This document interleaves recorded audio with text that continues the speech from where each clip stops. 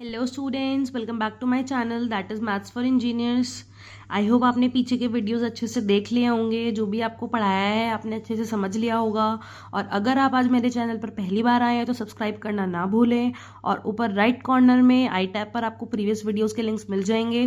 जो भी टॉपिक्स हमें इस आज के लेक्चर में ज़रूरी हैं, like normal form of the matrix, elementary transformation of the matrix, आप फटाफट जाकर वीडियो देखिए। और आज के इस लेक्चर में हम PAQ टाइप मैट्रिक्स का एक और एग्जाम्पल डिस्कस करने जा रहे हैं कि किस तरीके से हम P और Q टाइप के मैट्रिसेस को फाइंड करते हैं। तो चलिए शुरू करते हैं। देखो क्या दिया है एग्जाम्पल में, if A is a 3x3 matrix. 3x3 का मैट्रिक्स है, ये रहा 3x3। क्या बोल रहा है? Determine two non singular matrices P and Q such that PAQ is equal to I, hence find A inverse। hence find A inverse को बाद में देखेंगे, पहले ये देखते हैं कि ये क्या बोल रहा है करने के लिए। नॉन सिंगुलर मैट्रिक्स यानी कि क्या बताया था? वो मैट्रिक्स जिनका डिटर्मिनेंट क्या हो, non zero. PAQ is equal to I यानी कि कहीं ना कहीं नॉर्मल फॉर्म पढ़ा था ना हमने। तो अगर मुझे PAQ दो मैट्रिक्स चाहिए such that PAQ is equal to normal form बने, तो क्या पढ़ा था हमने कि हम लेट कर लेंगे A is equal to IAI।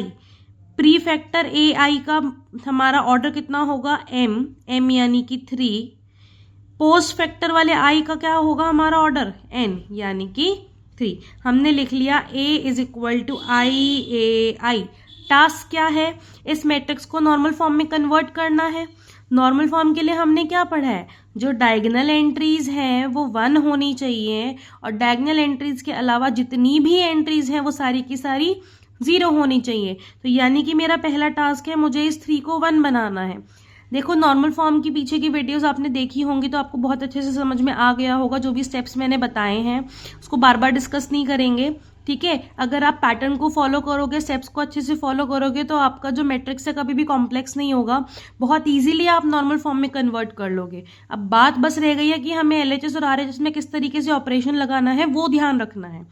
इस 3 को 1 बनाने के लिए अगर मैं इस फर्स्ट रो पर ऑपरेशन लगा दूं R1 माइनस R2 तो ये 1 बन जाएगा, और बाकी एलिमेंट्स को अकॉर्डिंगली ऑपरेट कर लो।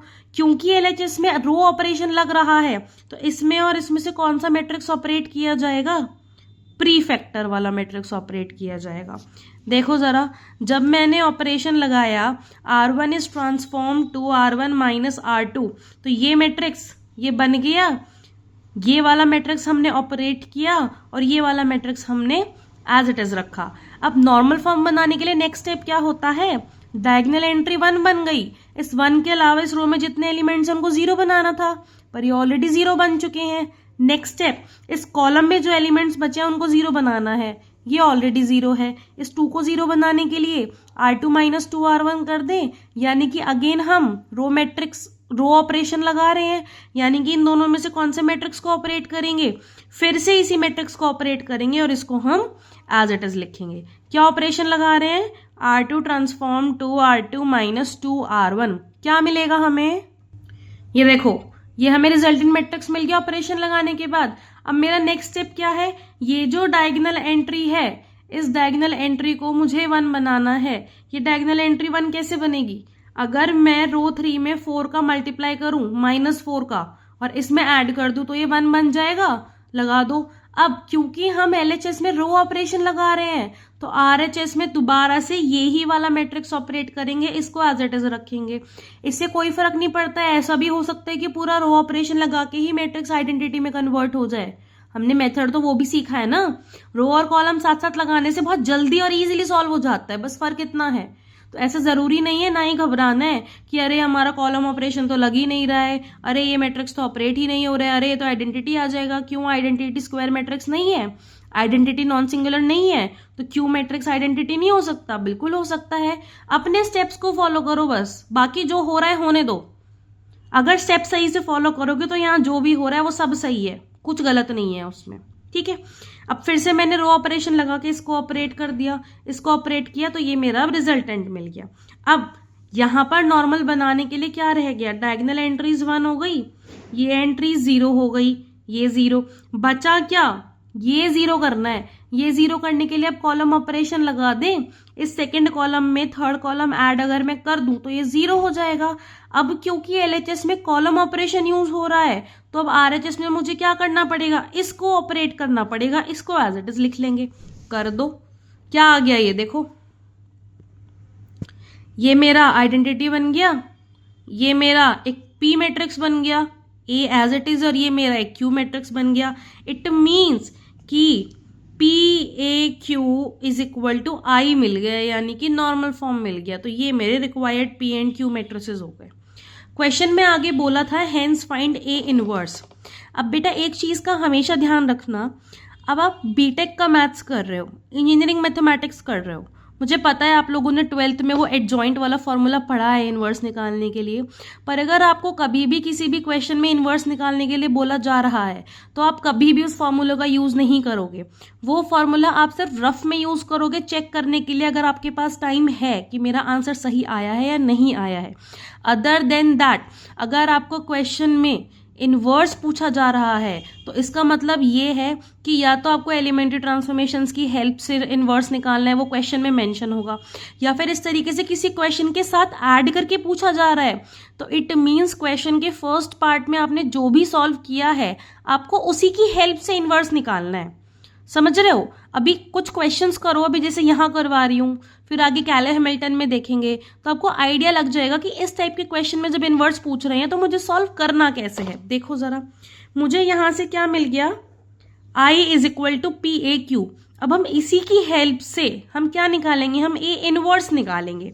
कैसे निकालेंगे? देखो, P A Q is equal to I मेरा आया सॉल्व करके, हम क्या करेंगे? प्री मल्टीप्लाई कर देंगे पी इनवर्स से। कहाँ? इस इक्वेशन में दोनों साइड प्री मल्टीप्लाई, यानी कि पहले पहले। देखो तो ये मेरा क्या बन गया? P inverse P A Q is equal to P inverse I. हमें पता है कि जब हम किसी मैट्रिक्स में उसके इनवर्स का मल्टीप्लाई करते हैं तो आइडेंटिटी मिल जाता है, और उस किसी मैट्रिक्स में आइडेंटिटी का मल्टीप्लाई करते हैं तो वापस से वो मैट्रिक्स मिल जाता है। तो यानी कि P इनवर्स P क्या मिल जाएगा? I, और P इनवर्स I क्या मिल जाएगा? P inverse. तो ये मुझे क्या मिल गया? A Q is equal to P inverse.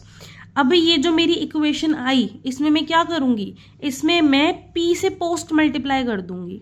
देखो जरा क्या मिलेगा।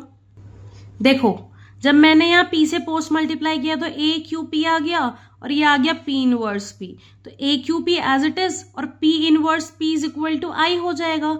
अब हम यहाँ करेंगे pre multiply by A inverse. तो ये क्या मिल गया? A inverse A Q P is equal to A inverse I. तो ए इनवर्स ए कितना मिल गया?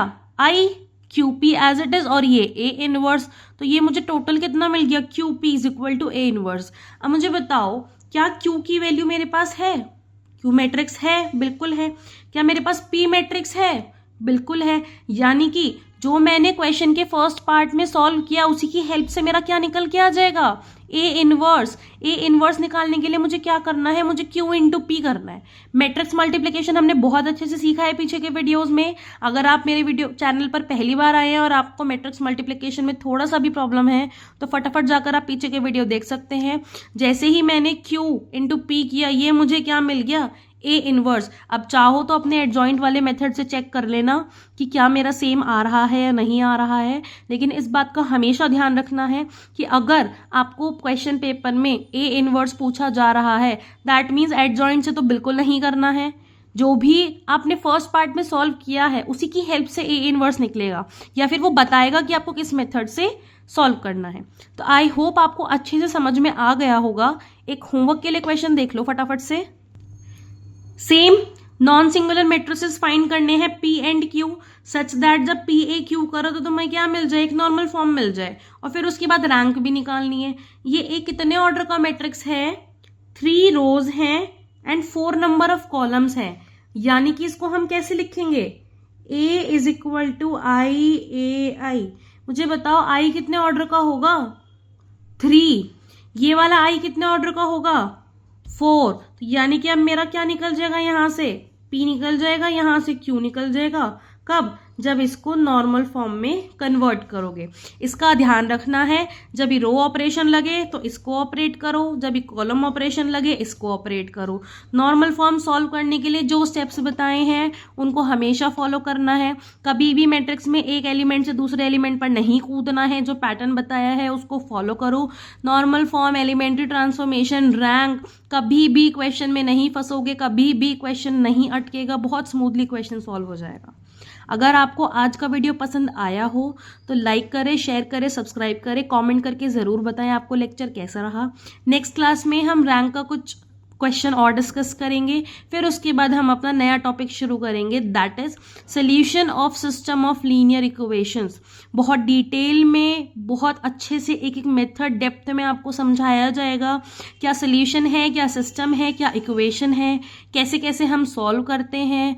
तो बने रहिए चैनल में और अच्छे से जो भी होमवर्क दिया जाए उनको करते रहिए, जो क्लास में क्वेश्चन करवाए जाए उनकी प्रैक्टिस करिए।